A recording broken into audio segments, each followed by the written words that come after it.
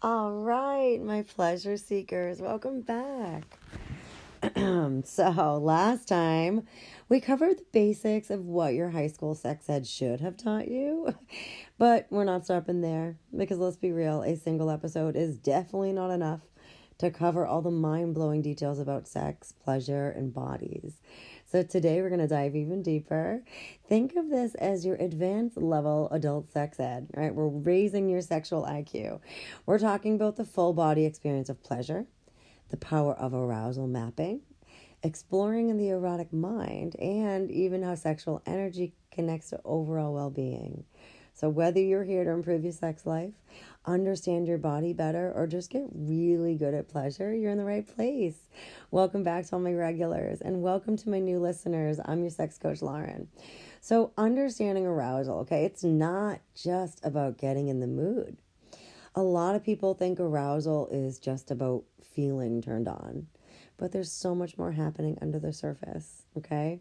First off, there are two types of desire. There's spontaneous and there's responsive.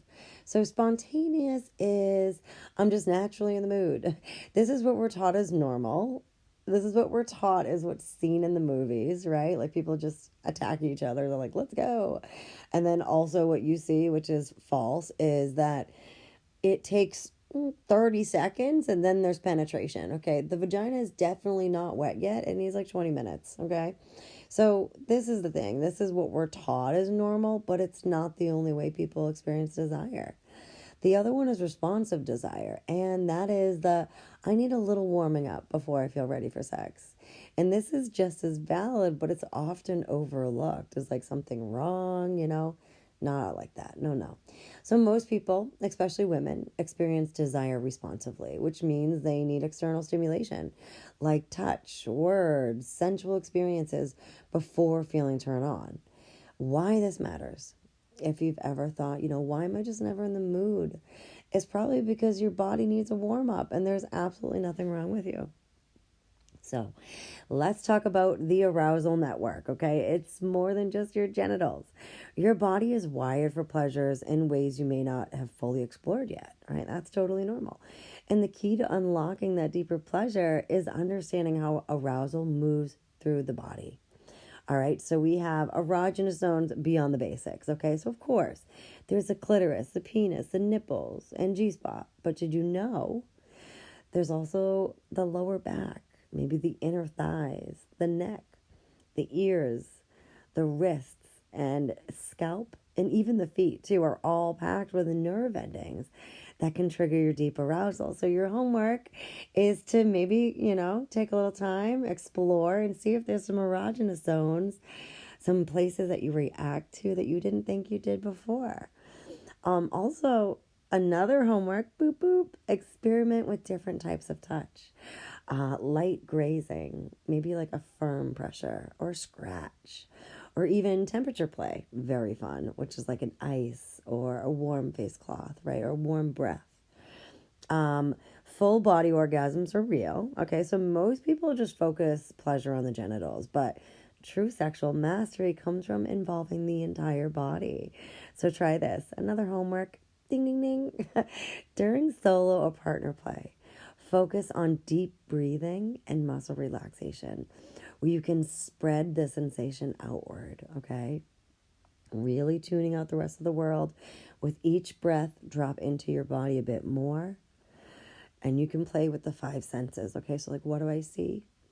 What do I smell? What do I taste? What do I feel? Okay, things like that, okay? And what do I hear, right? That was the last one.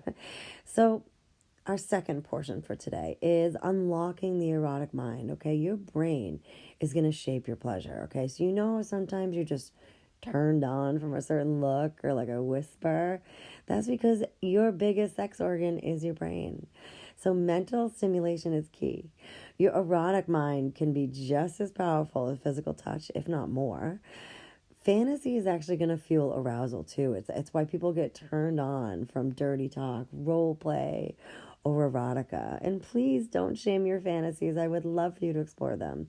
They really help reveal like what excites you and helps you expand pleasure. All right. So let's get into the roles of the nervous system in pleasure. If your body is stuck in stress mode, which is like that fight or flight, arousal is almost impossible, right? Because if you're in that fight or flight mode, it used to be years and years ago, that was because our ancestors were being chased by like saber-toothed tigers, right? And you're trying to save your life, right? You're not going to like stop and have a little quickie. It doesn't work that way. So the key to those better orgasms is getting out of the stress cycle, okay? Learning to shift and decompress into relaxation mode. So try this, okay? Before sex, take really deep belly breaths. Move your body, even shake out the tension out of each limb, out of your hands, all right?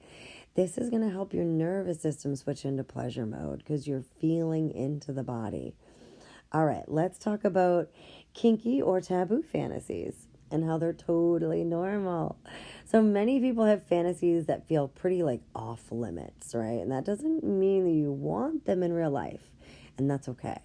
Fantasy is a safe space for like exploring surrender, power, or taboo desires without judgment. So whether it's BDSM, voyeurism, exhibitionism, dominance, or something truly unique to you, understanding what turns you on mentally can really supercharge your sex life. So let's talk a little bit about sexual energy and holistic pleasure, which is like that deeper connection. Beyond orgasms and techniques, sex is also about energy, connection, and well-being. And this is something I teach as well with my coaching clients. Sexual energy is life energy. Have you ever felt more creative and powerful or alive after amazing sex? That is because sexual energy equals creative energy. This is the energy that created you, right? So many ancient practices like Tantra teach that pleasure is not just about climax. It's about circulating that energy through your entire body. So number two, or our next section, I should say, exploring Tantra and conscious sexuality. So Tantra techniques focus on extending pleasure, deepening connection, and using breath work to enhance intimacy. So one simple practice is to try slowing everything down during sex. You can even match your breath with your partner, focus on sensation, and then just like let the arousal build without rushing it, just noticing it. So great sex isn't just about orgasm, all right? It's about the whole journey. And learning to ride the waves of pleasure rather than chasing the finish line can really make every experience feel a bit richer. So post-sex connection, like eye contact, affirmations, cuddling, really helps create those stronger emotional bonds. And those emotional bonds are triggered by chemicals that are made in the brain during sex and intimacy. All right, my friends, I have a couple of Q&As for you. All right, so some sex questions answered right now. So first, I got, can I train myself to have better orgasms? Absolutely, yes. Through mindfulness and muscle engagement, such as like the pelvic floor exercises or Kegels, and learning your pleasure patterns definitely can help. How do I bring up new fantasies with my partner? All right, well, you could try, I had this fantasy pop into my head, and I'd love to talk about it with you. Curiosity over pressure, all right? That's a big, big deal. Next question was, what's the best way to stay turned on in a long-term relationship? Well, I'm going to say prioritize eroticism, which is creating mystery or distance, sometimes to reignite desire, flirty texts and new experiences and novelty. All right, so outro, your pleasure homework, because yeah, we're all still fucking learning, right? So my sexy scholars, today we went deep, literally and figuratively, but learning doesn't stop here. Your pleasure homework this week, go ahead and pause me, grab a piece of paper, and I'll be right back. I'll be right here when you get back, I mean. First, try a new form of erotic erotic exploration. So you could try a guided masturbation session. You could introduce fantasy into your sex life or solo masturbation, right? You could read some erotica. There's a lot of really cool different erotic genres, smut. Yes. Number 2, practice full body pleasure. So take your time and just explore some erogenous zones and do a little sensual mapping to feel like, okay, I haven't focused on this section before, but I'm actually kind of really liking it. It's not too bad, right? You can rate it from 1 to 5, right? 5 being really pleasurable.